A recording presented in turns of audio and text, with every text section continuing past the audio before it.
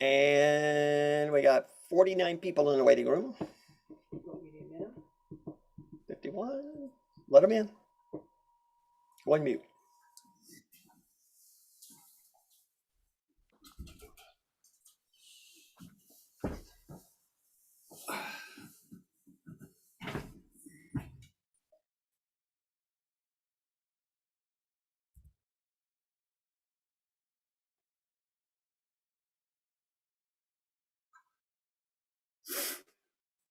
Hello, everybody, and welcome back.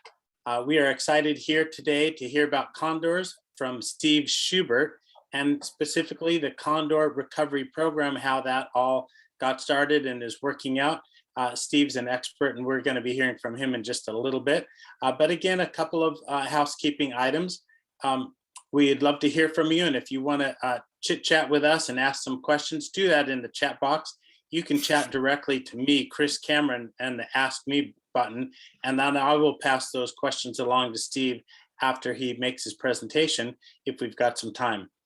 The other thing is, I just want to remind you, we are making recordings of these programs, and they are available. And in fact, Bob Ravel and Jeanette have been working late into the night to get these programs up and running. Bob, what's the latest status on the recorded videos?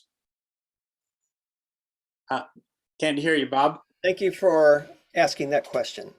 We are posting the videos up on our website. We try to do it as quickly as possible. I think if you go there right now, you can find all the videos from our Thursday, Friday, and Saturday programs. The programs for today will be worked on tonight and should be up on the website by tomorrow. And right now I am going to post a link that will allow you to go and access those directly. And thank you for asking. Perfect. So if you look in the chat button, you can find the link that will go to all those programs. If you've missed any, you can go back and get them any old time. And that will also be posted on the Morro Bay Winter Bird Festival Facebook page. If you're not a member of that, you need to jump in right now. It's also on the Bird Festival's Instagram page. So you can go to either of those places and get the link, or just go directly to the Morro Bay Winter Bird Festival website page and you'll be able to find them there. Speaking of that page, that's a great place to make donations. All of these Zoom programs are free. But we are trying to raise a little bit of money so we can have a bird festival in person next year. We've raised about $8,000 so far. Hopefully that will cover our bills. I think when the dust settles, we will probably have about $10,000 of bills for canceling the program. So we're trying to at least break even, maybe make a little bit of money so we can have a festival in person next year. So if you look down at the bottom of the screen, you can donate by mail. Or to the bottom right, you can donate online. Or if you have a smartphone, you can put the camera function over either of those squiggly QR codes and make a donation either through Venmo or PayPal. So that's it for the housekeeping. Let's get to the program. Steve Schubert is a friend of mine. I've known him for several years, and he's been an amazing environmental educator. And he's also an active member of the Morro Coast Society and the author of the book called Peregrine Falcons of Morro Rock, a 50-year history, which is a good book that you can get online or you can get at the Morro Bay State Park Nature Center there. He's done amazing work for the High Mountain Condor Lookout Program. And even though he's officially retired, he still teaches environmental education to kids and natural history courses at Cuesta College. You know, if you don't do something when you're retired, you're just gonna get bored. And I think yesterday, weren't you like out snowshoeing, counting birds or something crazy like that? Yes. You can let us know about correct. that a little bit.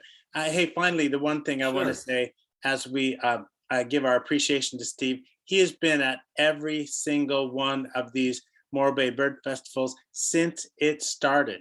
And so thank you for that. I really, really appreciate your years and years of service. So I'm gonna get off the phone and let you talk about Condors, Steve, and maybe give us a little background of what you were doing in snowshoes yesterday. Okay. And by the way, thank you, Chris. It's good to be invited back. So I guess I did something right along the way during those 25 years.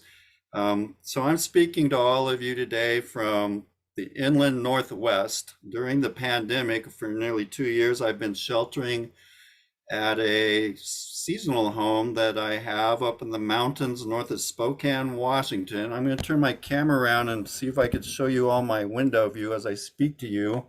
There's a little bit of snow on the ground. And in fact, I was looking as Jessica talked about her bird song session. She mentioned chickadees, and I've been watching them at my feeders all day long. So I'm pleased to be here, but I miss being back on the Central Coast since Central California is still home to me. But I do have a bit of a slow internet connection, so I think with my slideshow, everything will go just fine today, and I'm going to get that loaded up right now. But sometimes I've noticed my video and even audio are not always synced or can be a little glitchy, but I think things are going to go well once we get started. I'm going to give you all a introduction to the biology and natural history of the California condor, and then talk in some detail about the management program that's engaged with trying to recover an endangered species from their extinction. And with that, I want to get started. So they are classified typically as birds of prey or raptors, although they're scavengers. Condors still share many morphological characteristics in common with other raptors like falcons, eagles, and hawks, for example. Sharp hooked beaks. They do have sharp talons, as many raptors do, but condors actually have rather weak feet compared to the grasping feet of an eagle, for example. And of course, extraordinary visual acuity. And as I talked about with my peregrine falcon talk a couple days ago, they have been classified historically or traditionally as true birds of prey. So we're going to review a quick rundown here of taxonomy or the classification hierarchy. And those who tuned into my other talk, I challenge you to remember the levels of classification in order. So what helps me all the way back to my high school years, high school biology, kingdom, phylum, class, order, family, genus, species, a mnemonic device that might help you: keep pots clean or family gets sick. And all living organisms, plants and animals, can be classified using this hierarchy. So birds, including condors, are animals. They belong in the Chordata phylum, which includes all backboned animals, the vertebrates. And of all the backboned animals, we break them down into the class Aves, all living birds. So let's fit that into the hierarchy here with birds of prey, the diurnal or daytime birds of prey, or the falconiforms traditionally. And notice they are broken down into smaller subgroupings, the family levels. Well, I want to concentrate today on the Cathartidae, the New World vultures. Most familiar to many of you are, for example, turkey vultures and black vultures in North America, and condors. Well, and then there's the nocturnal shift. The nocturnal birds of prey, completely different classification order, the strigiforms. And we'll move on from that to this is the traditional way I learned to classify raptors when I was an ornithology student in college. But so much has changed, and especially in recent years with DNA and molecular biology studies that have shown that everything's in flux these days. And it's changing. I don't even know anymore at times what's the most standard accepted scheme.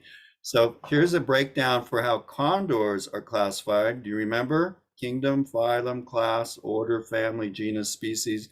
The genus and species Gymnogyps californianus make up the binomial or taxonomic scientific name. Now, I just changed something on that scale. If you go back carefully, I'll go back a slide. Notice there's been a recent change in proposing how condors and New World vultures should be classified. Maybe they aren't true birds of prey in the order Falconiforms. Maybe they belong in a different order completely. And you might be wondering, what are the Saconiforms? Saconiforms. Well, they are, believe it or not, the group that includes storks and other long-legged waders, including herons and egrets, for example. New World vultures may not be true raptors at all. There's behavioral, skeletal, and DNA studies that show they might be more evolutionarily aligned with the storks. So there's a whole change in proposed classification systems. Here's a new proposed order strictly for New World vultures, but here's another scheme that suggests, well, let's come up with this order for most true birds of prey, and then falcons may belong to a completely different order because they tend to seem to be related most to parrots. So for me, because I've always loved the science of taxonomy, it's also frustrating and confusing, but it shows as time passes, researchers are coming up with completely new classification schemes. With that, I'm going to move on. These are the New World vultures. They are, although still typically referred to as raptors or true birds of prey, it should be mentioned that Old World vultures, for example, vultures feeding on a zebra carcass in Africa, they are regarded as true birds of prey, true raptors. So they're not that closely related, believe it or not. So let's get into some condor biology. They are North America's largest flying land bird with an average 9 to 9.5 foot wingspan. And they are often confused with turkey vultures, which are a much more common species. But I'm going to back up and notice even at a distance, you can see the white triangular underwing markings, very distinctive in adult condor, whereas turkey vultures do not have those distinct white panelings. Condors fly very flat and steady from a mile distance. They could be confused with a fixed wing aircraft. Turkey vultures tend to fly with a dihedral or V shape, and they are wobbly or tilting in flight. So flight characteristics can be helpful because any bird at a mile distance, no matter how big or small, can be a challenge to identify. But like condors, New World vultures, including turkey vultures, tend to be nearly obligate scavengers, feeding on the carcasses of dead animals. And that is also a food behaving or food preference behavior of condors as well. Beautiful up close, of course. Maybe not everyone would agree with me. Adult condors take about 6 to 8 years to reach maturity before reproducing, and they do go through striking changes in skin coloration and plumage. So here, for example, is a sequence of a gray-headed juvenile, probably in its first year. And notice with time, as they reach sexual maturity, they go through striking changes also in skin color of the exposed neck and head coloration. So here we go, condors in flight. They are soaring raptors or birds of prey, and they have broad wings that catch those updrafts, especially with thermals, rising currents of warm air. They're often accompanied in flocks with ravens and perhaps even other raptors, including hawks and eagles. So when they get those thermals or wind currents flowing, condors, even though they flap very little in the wind, and that conserves energy, can glide up to 50 to 60 miles per hour with a tailwind, but they can also gain altitude thousands of feet into the rising thermals. And then they disperse into their foraging or nesting grounds. So a condor can potentially cover 100 to 200 miles of distance in a single day before returning to its nighttime roost. So here are some specks in flight in the distance. On the background is the flat floor of the San Joaquin Valley. These are the foothills of the Transverse Range. Today, this is actually a national wildlife refuge called Bitter Creek. And again, even though they're large, at a distance, you need to raise your binoculars, get out your spotting scopes, and you might be confused by other soaring raptors that could be mistaken. For example, immature golden eagles also have white panels in the underwings, but they do fly differently. For example, they also have a slight V-shaped dihedral, somewhat similar to a turkey vulture. Condors tend to soar flat and steady like an airplane, even at a distance. So prehistorically, back to the Pleistocene Ice Age, there are condor fossil specimens, and including other species, for example, the teratorns, that existed some 10,000 plus years ago and widespread across the continent. Condor fossils have been found, for example, in Florida and even New York State. But by the time of the Lewis and Clark expedition, they were largely restricted to the West Coast from British Columbia south into Baja.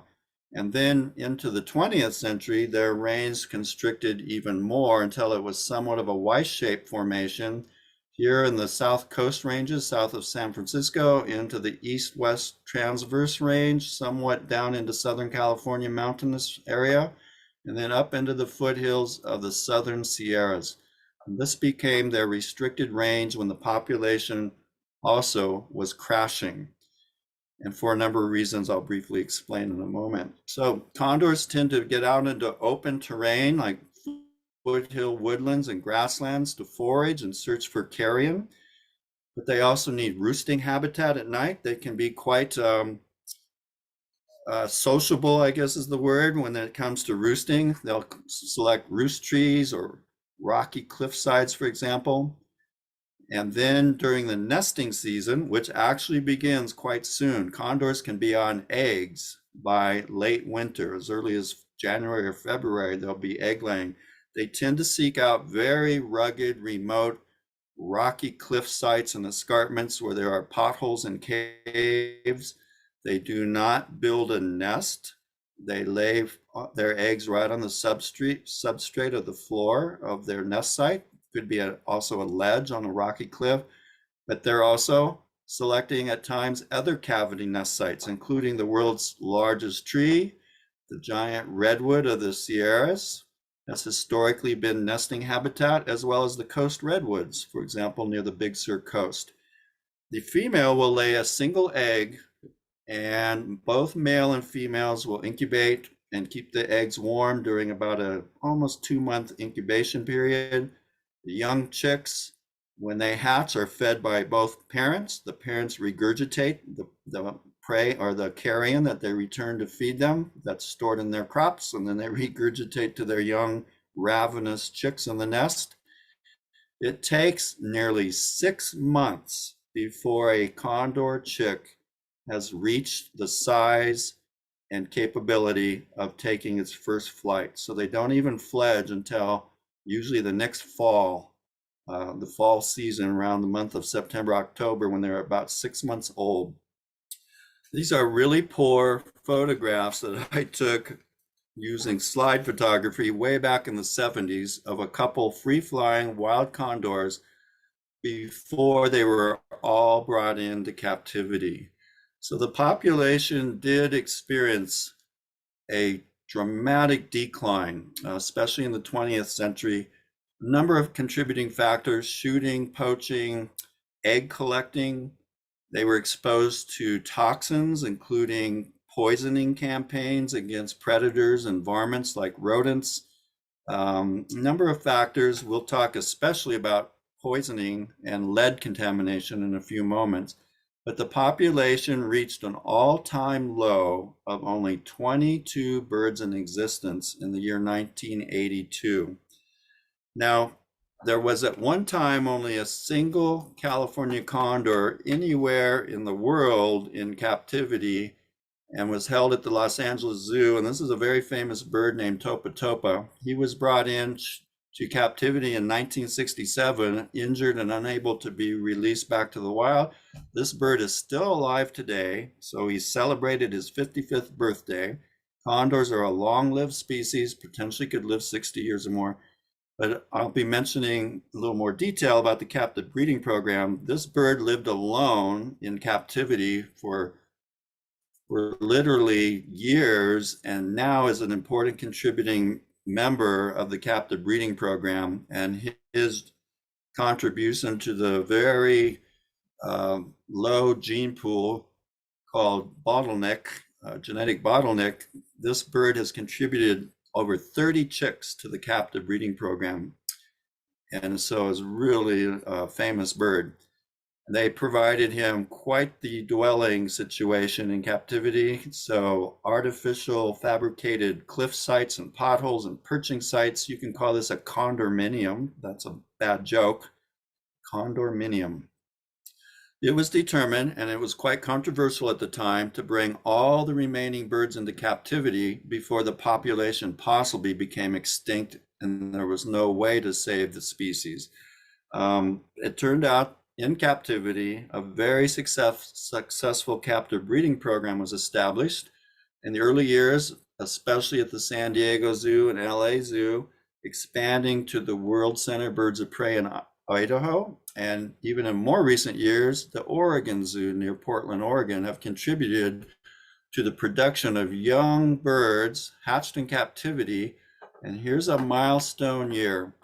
That last bird was brought into captivity, by the way, on Easter Sunday, 1987. Technically, the species sadly was extinct in the wild, but 5 years later, 1992, was the first release of young captive-born youngsters that were released back into the wild. That was a very important milestone year. Most of the birds in the wild today, free flying, have been captured, sometimes as chicks still in the nest, or born in captivity.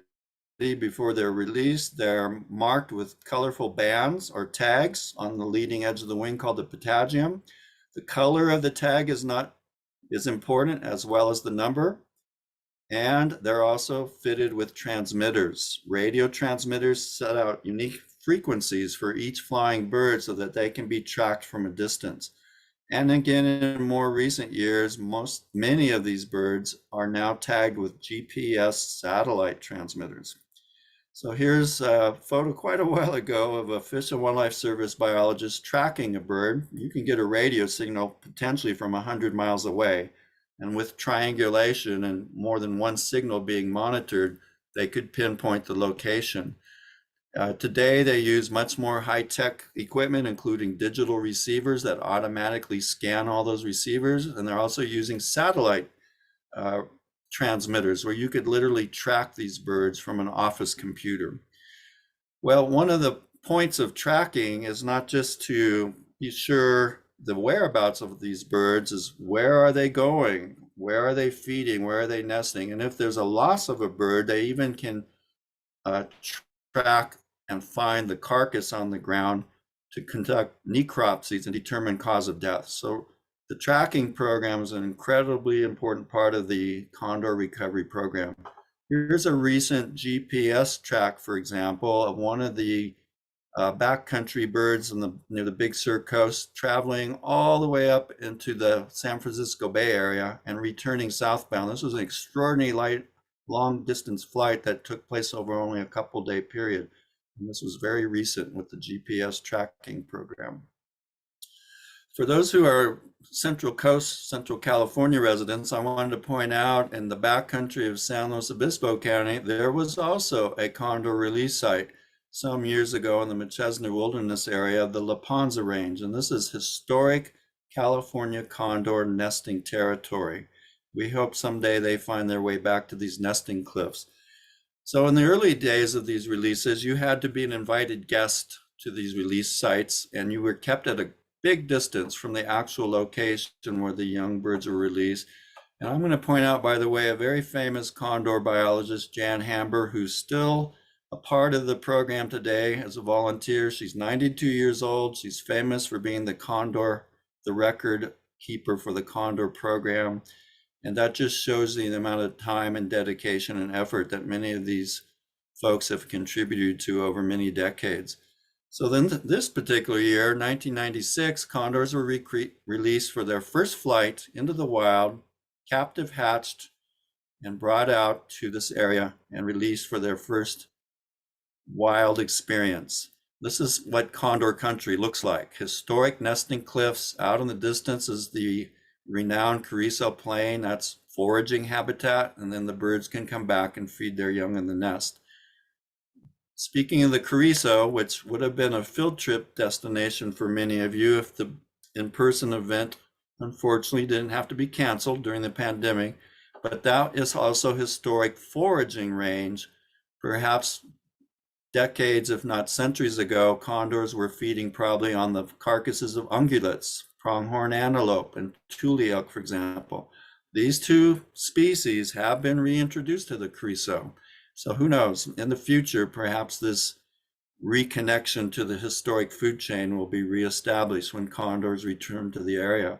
It could even be argued that livestock grazing, sheep and cattle have become hugely important as a potential food source for condors in more recent years.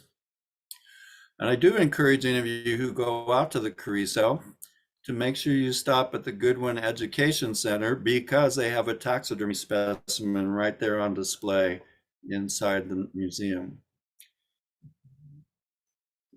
So that same site I just mentioned, a release site in the late 90s, that very summer following the release, a catastrophic fire, the Highway 58 fire, completely burned through the area. It destroyed the condor biologists research camp, and unfortunately it has not been reestablished as a release site since. Someday, perhaps in the future, it will be, or we hope condors find their way back. I have led field trips occasionally in the area. You're almost always guaranteed to see a condor. Excuse that. But we did get lucky, even after the fire, to show that at least one of the released birds did survive the flames and the smoke.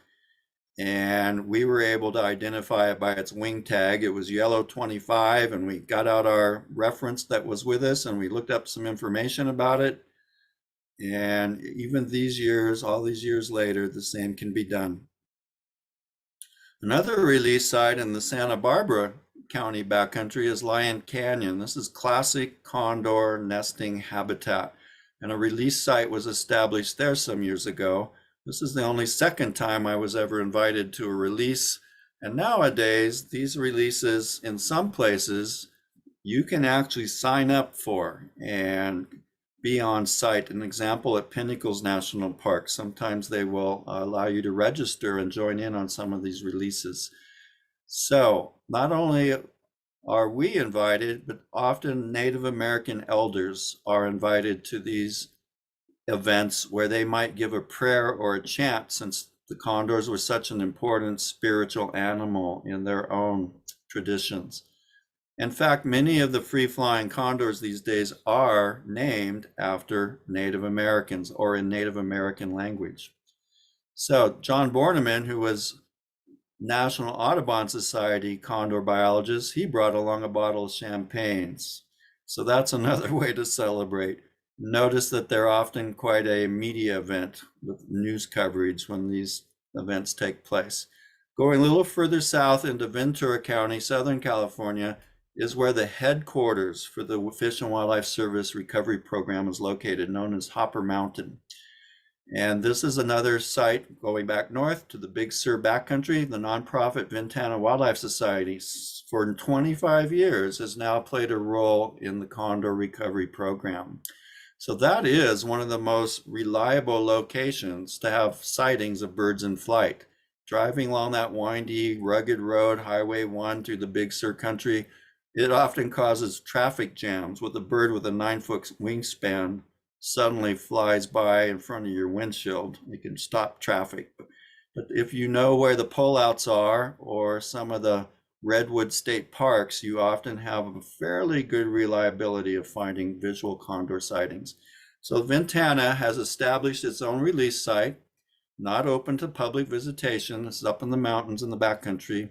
Unfortunately, this entire site burned down in 2020 during the Dolan fire and has had to be rebuilt, but with some generous donations.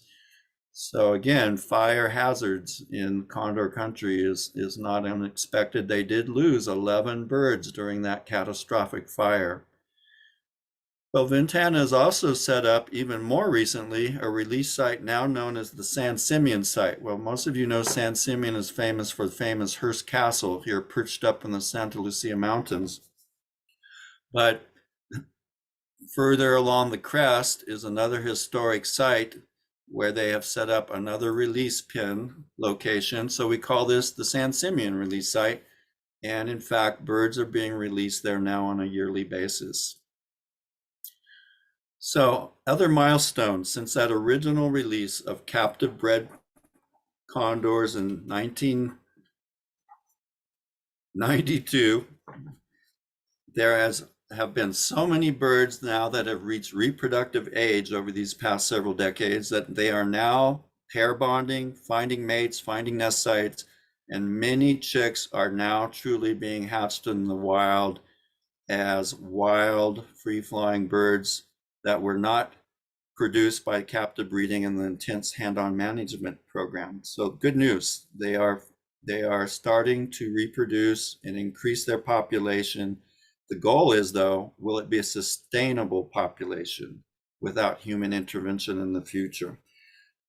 Here's a previously released bird, an adult, sitting on top of the release pen. They do come out and check out the youngsters who have not been released.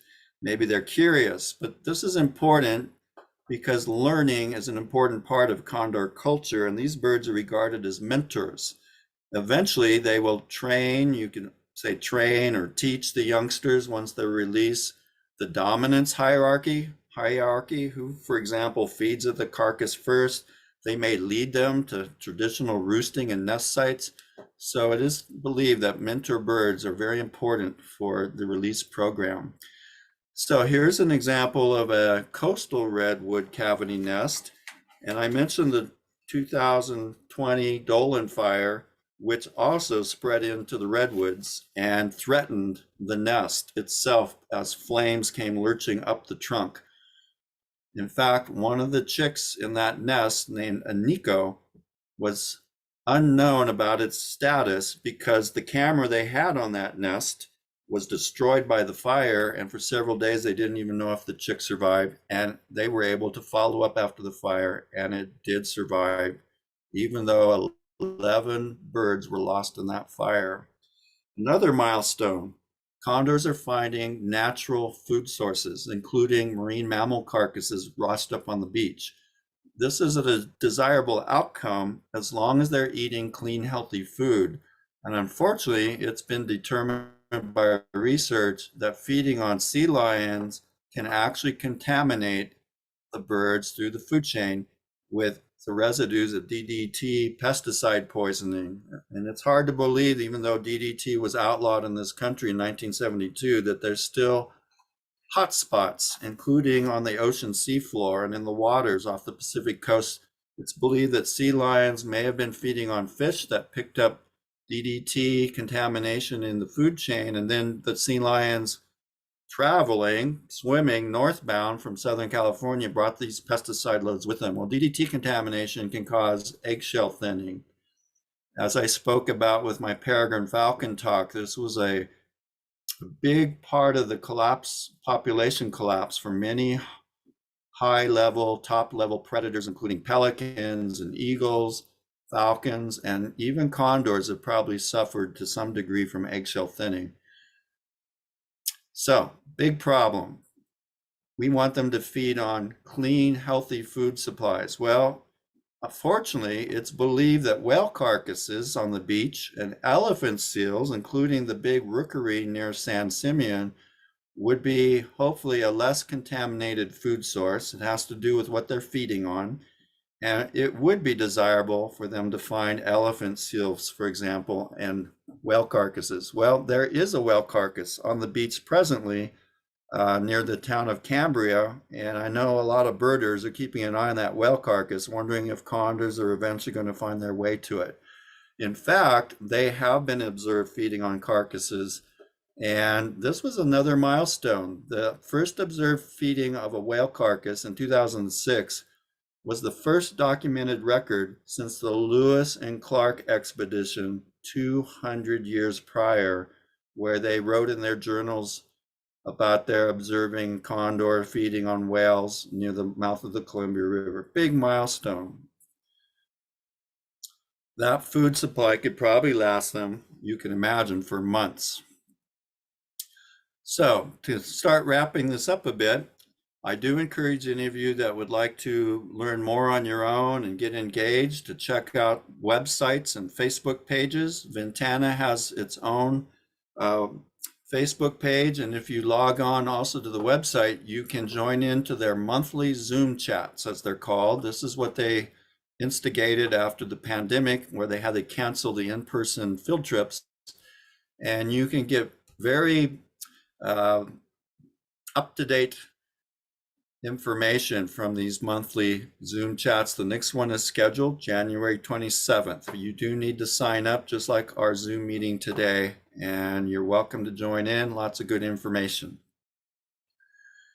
In fact, they released Nico, the young chick that survived the fire in the redwood tree. It also fell out of the nest and was injured, and after more than a year in captivity, they were able to bring it back to the San Simeon site, released on December 4th, along with some cohorts. And all 5 of these young females, as well as Nico, have already been released into the wild recently. Notice that this spring, in collaboration with the Yurok Native American tribe, condors are going to be released into the Redwood National Park of Northern California. It is possible in future years they'll even reoccupy the Columbia River Gorge that the Lewis and Clark observed them 200 some years ago. By the way, those 5 female birds released recently at San Simeon were named after famous female conservationists, and there's Jan Hamber, who I mentioned just a few minutes ago. In her honor, one of the birds was named after her. Jeff Corin, the TV personality and wildlife biologist, made a recent visit, and you can watch this program on YouTube video. So, Pinnacles, another release site in Pinnacles National Park, and in northern Arizona, north of the Grand Canyon, all the way into southern Utah. So these are today's present active release sites. Hopefully soon we'll add the Redwood National Park star to this map, and notice they've even been released in the mountains of northern Baja California. So from that all-time low of 22 condors in existence, near extinction, brought into captivity, successful captive breeding program, reintroduction back to the wild, there are now approximately up and down 500 condors in total existence, and more than half of those are free flying in the wild. So some important milestones, but the species is not out of the danger yet. You can find them in some locations on public display, including the Santa Barbara Zoo, and in more recent years, the California Living Desert Museum near Bakersfield, and also the Portland, Oregon Zoo have them on public display. Some of these birds are still potentially releasable into the wild. So during a normal in-person bird festival event, for more than 20 years, I and my co-leaders have led field trips to Bitter Creek, where most years we've had success. I think one year we got stumped because it was too foggy to see birds anywhere. We go rain or shine, or maybe I should say rain or snow. It in the past included big bus trips, and then we started taking smaller van trips because we were eventually able to be guided into the refuge. And I do want to mention that you can't just cross the fence line and enter a national wildlife refuge. This is closed to public access unless you have been permitted and made advance arrangements. And then we get taken on a guided field trip and get the inside story, so to speak. This has all, of course, been shut down during the pandemic, but Bitter Creek occasionally will host public tours that you can sign up for. This was the actual location, by the way, of the pit trap where the last condor was brought in 1987. The birds are fed a clean food supply with calf carcasses put out for them until they, especially for the youngsters that are inexperienced, until they learn to forage on natural foods. So with the guided field trip, you're taken to an observation hill. Keep your distance, don't be a disturbance, but you never know, a bird may come soaring in nearby and get you by surprise. Maybe they're checking us out.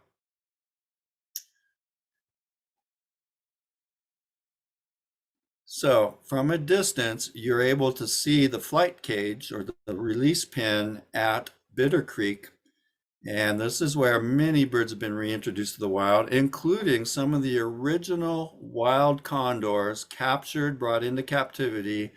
This bird in particular, AC4, was released back into its natural habitat after 30 years of captivity. Wow. They also still continue to serve as mentor birds. All these years later, they remember where to return, for example, to their historic feeding and nesting sites, and they may take some of the youngsters with them. So perhaps someday when things get back to normal, we'll resume our field trips back to Bitter Creek with the Bird Festival. This is an inside view, and I have 5 minutes to wrap it up. I think I could do it. You might hear my watch going off, so that hopefully means I won't explode. So this is the inside view of where the staff and often volunteer interns conduct their studies through one-way viewing glass, and they keep their voices down to a low hush. They don't want condors to become accustomed or imprinted on humans or become friendly towards humans, so they try and reduce human contact as much as possible. So as I mentioned, since that last bird was brought into captivity, there's been some remarkable stories releasing them back into the wild. They occasionally do get electrocuted. There have been a number of birds lost coming into contact with power lines. In captivity, they go through an aversive training program. If they land and perch on these mock power poles, they get an electrical shock. And this has proven quite efficient or effective at helping reduce the number of electrocutions in the wild by training them to avoid power pole perch sites. So youngsters in the nest, I'm going to wrap this up by describing briefly why the population continues to be in jeopardy. For example, wild parents are known to feed on what's known as microtrash, bringing back shards of glass and plastic and bullet casings. Instinctively, they might be picking this up like they would bone fragments in the wild to feed their chicks. Bone fragments would provide, for example, calcium for bone growth, but instinctively they seem to feed them all this garbage. And if that ends up in the digestive system of a chick, it can cause them to die from starvation or other injuries. It's not a great thing. It causes mortality. Some of the chicks have to be brought back into the zoos and undergo surgery before they could be released. So microtrash contamination, but the biggest factor that we now know is limiting this population being sustainable on its own is lead poisoning and exposure to lead toxicity. It's now known through research that they're feeding on carrion. It could be an animal that was shot by a hunter, and these spent bullets that shatter upon impact into sometimes microscopic fragments, if that is ingested by a condor feeding on a carcass or a gut pile left behind, can cause neurologic damage, and it can shut down their digestive system, and it's highly, highly toxic, as it is to humans. You're probably aware of removing lead from paint and gasoline for our concerns about human exposure to lead. So this is the number one source of mortality, even now, that causes concern for the future of this species. California has passed laws to reduce the use of lead, and 2019 was an important year for removing the use of lead shot in condor hunting range. It, of course, requires acceptance by hunters and their cooperation. In fact, Ventana, as well as the Arizona program, at times has really provided free ammunition for alternate sources of lead shot. Let's hope in the future, and it may take still years, for this exposure to finally be reduced where it's not such a significant factor in their deaths. Notice just in the 2021 year alone, that's a sizable number of birds that were lost from the Central Coast population. These birds have to be brought into captivity if they're still surviving the toxicity, and go through chelation therapies, uncomfortable, painful at times, to remove that lead from their blood and get them down to levels where they can be returned back to the wild again. So, and I do have time to wrap this up. nearly every year, nearly the entire population needs to be trapped, live trapped, handled, blood samples taken. Sometimes these birds are vaccinated, such as for avian flu virus. They, if they're found to have high lead levels, they may have to be brought back into captivity before they can be released back into the wild. So this is part of the intense hands-on management program that continues and will continue until we get the lead out and get them back into the wild. So with that, I'm going to start to conclude. I wanted to mention there are many other websites and Facebook pages I encourage you to join in on and keep updated. That includes live webcams. You could look right into the nest as chicks are being raised.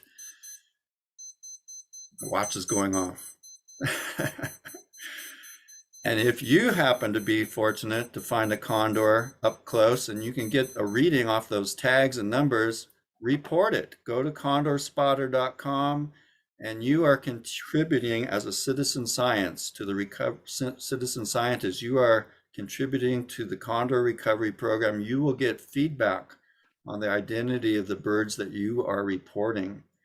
And with that, another talk I would telling you about how High Mountain Lookout in Los Padres National Forest has been restored as a site with volunteers and Cal Poly student interns who else help assist with the tracking program.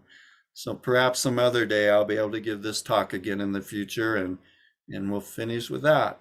I do want to mention that besides our Facebook and website pages, I am going to be giving a virtual program coming up February 12th through Cuesta College Community Programs. If this interests you, I'll talk a lot more about raptors in general.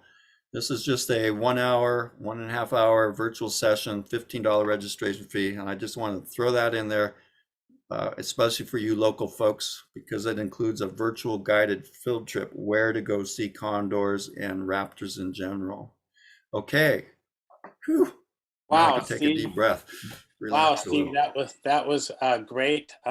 Again, we appreciate your decades of experience and sharing with us. That was really fantastic. Just wrapping up a couple things real quick because we really don't have time for the questions. Elephants and whales as food. Wouldn't that be great to go up to San Simeon to go look at the elephant seals and get to see condors as well? Wouldn't that be a great thing? And if I wanted to go see a condor, maybe the best places would be up the Big Sur coast and over to Pinnacles. Probably good places to start. Is that correct? I totally agree with that. And Bitter Creek, as long as you stay outside the refuge on the road, which is called Hudson Ranch Road, that is still a very reliable location. Just don't trespass and enter the refuge without being on a guided tour. But yeah, just parking along the road there, Big Sur Coast, Pinnacles are very frequented sighting locations. Perfect. And just wanted to wrap up. We've got partners in Baja California, Vermilion Cliffs in Arizona, about 3 partners so far in California. And the newest partner is going to be the Yurok tribe right up there in Redwood National and State Parks. And that's going to be happening maybe this year. I just wanted to say one last thing. You haven't seen, well, his pictures were you would see him in several of these pictures, but Richard Neidhart is another one of these guys. He retired. I think, what am I going to do with my retirement? He has been working with condors at the Pinnacles for 10, 15 years. If you're retired, if you've got time, if you've got abilities, if you can move, if you can use binoculars, all of these places will take your help and you can find some meaning and purpose in your retirement. So thank you very much. So it is time for us to get out of here. Thanks a lot, Steve. We really appreciate it. Thank you Bob, all. Bob, do you have any last comments? Okay, then we're going to wrap up this chat. Next up, let me see. Next up is Mary Whitfield about MODIS, which is the science and tracking of birds and bats. I can't wait for that one. We've had some excellent speakers so far, and we still have got several more ahead of us. So Thanks for coming, everybody. As we punch out here, if you want to get back to the next one, you'll have to come in to the same Zoom code to come into the next program. But right now we're leaving. Thanks for coming. See you in about 10 minutes at the top of the hour. Bye-bye.